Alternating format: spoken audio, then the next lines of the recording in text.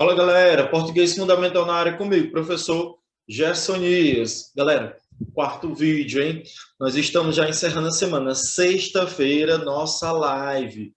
Então, pela manhã cedo, na sexta-feira, entendam bem, na sexta-feira, dia 3 de manhã, eu vou enviar já o simulado para live, né? A tarefa para live, certo? 10 questões. E aí vocês vão ter a sexta-feira toda para responder. E às 17 horas, 5 horas da tarde, a gente encerra o prazo de você responder. Na live, às 19 horas, a gente vai corrigir, como se fosse uma revisão. Aliás, é uma revisão ao vivo. Beleza? Sexta-feira, ok?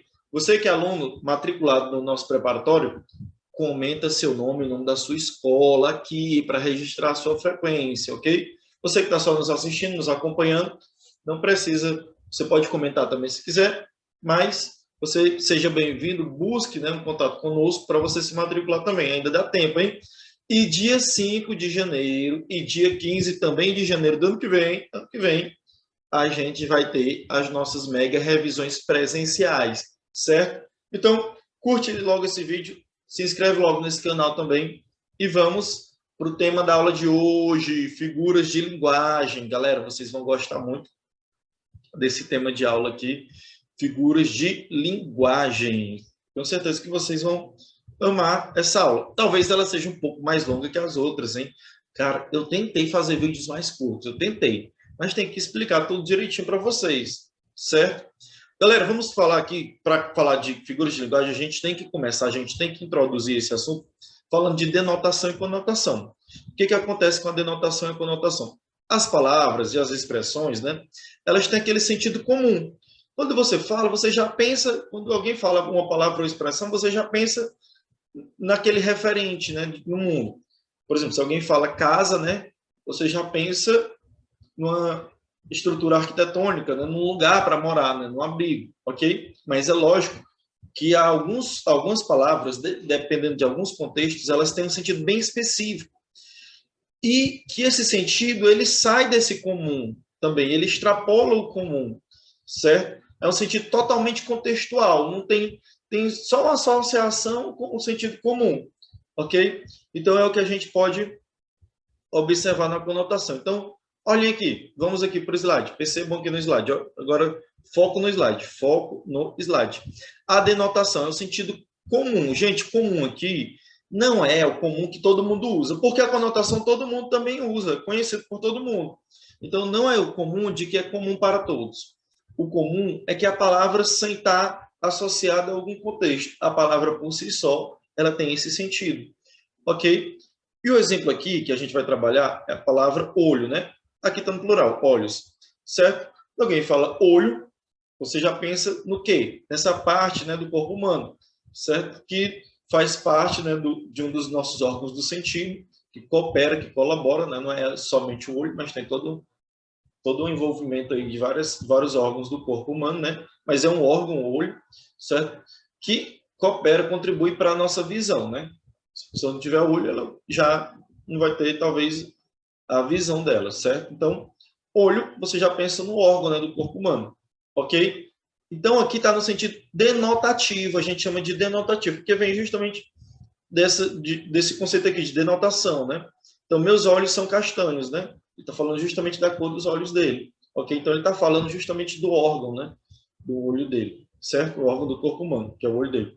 Já na conotação, a gente vai perceber que há uma leve associação com a denotação, certo? A palavra ela ainda se associa lá com o que é natural dela, mas já mudou o sentido, certo? Aí entra a conotação, está lá no edital, já é assunto do edital. Aqui, gente, a gente já está matando um bocado de conteúdo.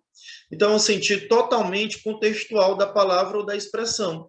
Por que totalmente contextual? Porque fora desse contexto, a palavra ela perde até esse sentido que ela está tendo aqui. Então, veja o exemplo, o olho do furacão, né? O olho aqui, o furacão não tem olho, né? Furacão, todo mundo sabe que é aquele negócio aquela ventania, né? Que mais ou menos tem é tipo um tornado, né? Certo? E, aliás, aqui é o tornado. O furacão, na realidade, é aquele que acontece, né? Na água, certo? Tipo um redemoinho, assim, né? Que aí Ele é desse jeito. Pronto, eu confundindo tornado com furacão. E aí ele tem essa parte central, né, que é como se fosse o olho. É justamente isso, né? O olho a gente observa que ele tem, né? Ele é feito por várias camadas, né? Tem já desde os cílios aqui, nessa parte ainda que a gente vê da pele, ok? E aí tem aquela parte branca, e aí você vai entrando, né, até a íris, enfim, eu não sei o nome das partes. Vamos deixá-lo de ciência para depois. Eu desconsidero o tornado aqui, pelo amor de Deus. Eita, rapaz. Enfim, então o olho do furacão aqui, esse olho é como se fosse o centro, né, a parte central, ok? O centro do furacão, ok? O centro.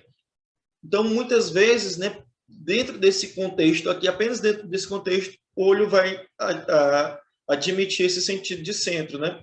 E aqui é a conotação. E é a partir da conotação, gravem bem a conotação, que surgem as figuras de linguagem, certo? Figuras. Era para ficar a palavra figuras aí, viu? Desconsidero. Vamos para frente, vamos para frente. E quais são as figuras de linguagem, professor? Vamos logo aqui, sem perder muito tempo.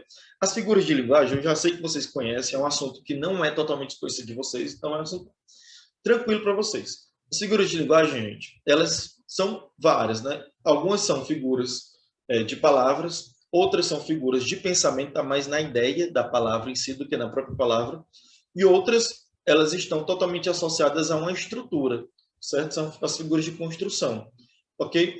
Eu não fiz essa divisão aqui com as figuras de palavra e de pensamento, eu deixei elas todas juntas. Somente as de construção que eu coloquei junto desse slide. Se eu ver que a aula está levando muito tempo, aí eu corto esse vídeo aqui e faço uma parte 2, ok? Se eu observar isso. Se não, se ficar pelo menos ainda dentro dos 20 minutos, a gente continua. Enfim, a primeira figura é a metáfora. Metáfora, gente. Aqui a dica, eu sei que vocês têm a apostila, certo? Acompanhem na apostila e tem um conceito até melhor. Aqui eu estou simplificando. Metáfora, você vai ter que lembrar disso aqui, a dica que eu vou dar para vocês, né? Esse meta aqui, né, significa mudança, ok?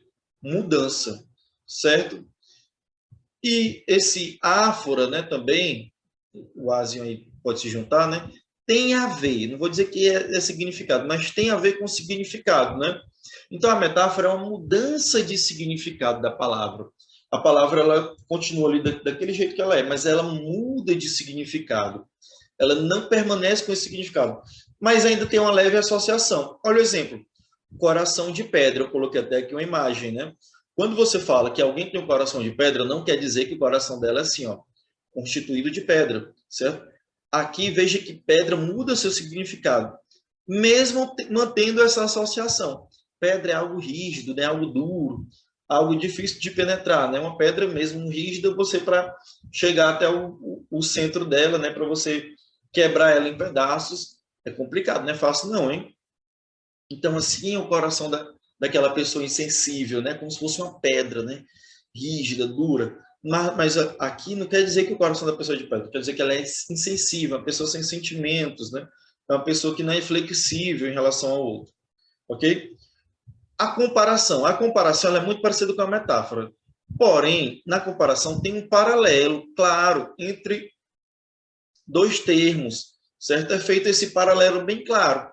Aqui você observa que pedra foi usada para definir coração, para ser um determinante de coração. Não estou comparando coração com pedra, né? Eu estou dizendo que o coração é como se fosse constituído de pedra, que é um determinante. Já na comparação, não, a gente vai ver claramente esse paralelo, né? Para quem lembra, o que é uma coisa paralela à outra, né? É como se fosse, imagina a rua da casa de vocês, né? O paralelo é isso. Tem uma rua aqui e aqui é paralela a ela, tá aqui, ó, meio que lado a lado. Vocês vão observar isso, olha. Olha esse exemplo aqui, minha mulher é igual a papagaio. Veja a comparação, o elemento 1, né? Os dois termos, pode ser o elemento 1 e o elemento 2, papagaio, né? Então foi feito esse paralelo entre mulher e papagaio, certo? E aí, onde consiste a comparação? É porque a mulher parece com um papagaio? Será que ela é verde, né? Tem até um filme que trata essa piada, hein? O filme Lisbela e o Prisioneiro, o cara lá diz isso. Minha mulher é igual a papagaio. Ele pergunta, e ela é verde? Não, ela não é verde. Eita, minhas piadas ruins, hein? Minhas piadas ruins. Enfim, então olha aí. Não é que a mulher é verde ou parece com o Louro José. Meu Deus, o Louro José tá até aqui tomando uma birita, rapaz. Sem querer eu botei isso. Não sabia que era assim, rapaz, deixa quieto. Enfim, então, né? não é que ela é assim, né? A mulher tem um formato de papagaio, é porque ela tem uma característica muito parecida com a do papagaio, né? De falar muito. Então, é por isso a comparação, ok? E você vê, é evidente os dois termos. Outra coisa que ajuda na comparação é o conectivo, né? Vai haver esse conectivo aqui, ok? Conectivo. Pode ser o é igual, ou então pode ser também o como, né? Certo? Ok? Beleza, já foram esses dois. Vamos para frente. Metonímia. Gente, esse met, olha aqui, ó, MET, né? É igual lá da metáfora, significa mudança também. E nímia tem a ver com nome, mudança de nome. Gente, imagine, agora não é só o significado, agora eu troco os nomes. Em vez de usar um nome, eu uso outro nome, certo? É o caso aqui, por exemplo, desse exemplo aqui, ó. Gosto de ler Stephen King. Galera, Stephen King, ele é o autor do livro, ele é o escritor. Eu não leio o autor do livro, né? Eu leio o livro dele. Se nós levarmos ao pé da letra, se nós formos para o sentido denotativo, o que eu leio é o livro. Eu tenho que dizer, gosto de ler o livro de Stephen King, certo? Mas como eu estou usando aqui figura de linguagem, né, uma figuração, uma simbologia, certo? Quando eu digo que eu leio Stephen King, é lógico que eu leio a obra que ele escreveu, certo? Então dá para entender, ok? Para quem não conhece o Stephen King, eu tenho certeza que você conhece a obra dele. Tá aqui, ó. A Coisa, né, de Stephen King. Foi um livro, foi o primeiro livro que foi escrito, viu? O filme é depois, ok? Eu sei que vocês conhecem mais o filme. Eu vou pensar se eu boto o palhaço nesse vídeo, hein? Para dar um susto em vocês. Enfim, então aqui você troca o autor, né? Aliás, você troca a obra pelo autor, certo? É a metonímia, obra pelo autor. Aqui nesse outro exemplo, você vai trocar o conteúdo pelo continente. Não é continente da geografia, não, gente. América, Europa, Ásia, não. Continente é aquilo que contém algo, certo? Então, por exemplo, um copo, né? Um copo ele pode conter água, ele pode conter refrigerante, ele pode conter suco, ele pode conter, né? Umas coisas que vocês estão, deixa quieto. Enfim. Então, aqui o prato, né? O prato contém comida. Quando alguém diz assim, comi 2 pratos no almoço, não significa dizer que ela pegou lá o prato de porcelana e comeu. Fica complicado depois, hein? Se comer prato. Não, ela não comeu o prato, ela comeu a comida. Ela repetiu 2 vezes, né? A comida. Ela está dizendo aqui, ó, 2 vezes a pessoa comeu da comida, certo? E o prato, assim, como é o lugar de botar a comida para comer, né? Eu sei que tem uns que comem na panela, né? Tem até um dizer que panela velha é que faz comida boa. Enfim. Então, eu sei que o prato é o lugar que você bota a comida, né? Então, quando você diz que comeu 2 pratos, é porque você colocou uma vez e comeu, colocou outra vez e comeu, certo? E aqui você troca o conteúdo pelo continente. Aqui, gente, isso aqui é interessante, né? Você troca o abstrato pelo concreto. Diz assim, a coragem supera desafios. Gente, a coragem está lá no lugar dela, é um substantivo abstrato, nem existe. Quem supera desafios são pessoas que têm coragem, são pessoas corajosas. Então, aqui, coragem é um conceito abstrato. Você trocou pelo concreto, né? O concreto que devia estar lá. As pessoas corajosas superam desafios. Vocês são alunos corajosos. Eita, eu estou igual aqueles professores concurseiros, hein? Rapaz, meu Deus do céu, vocês são corajosos. Confie em você, né? Faz isso que tudo vai mudar. Calma, rapaz, não é por aí não o negócio, hein? Vamos lá. Então, gente, olha aqui, a coragem supera desafios significa dizer que as pessoas corajosas superam desafios. Então, você troca o abstrato pelo concreto. Tem a parte pelo todo, né? Quando, por exemplo, você, em vez de se referir ao carro no todo, né, você diz, eita, aqueles faróis, né, vieram em minha direção ali. Os faróis não era só o farol que vinha, né? Viu o carro inteiro. Mas os faróis foi a primeira coisa a se ver, né? Ok? Então, tá aqui a metonímia, né?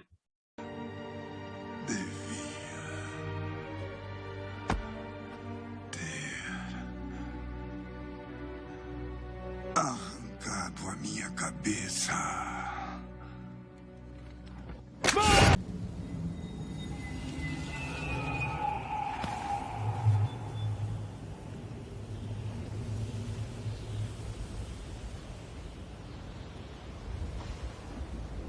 Ele conseguiu.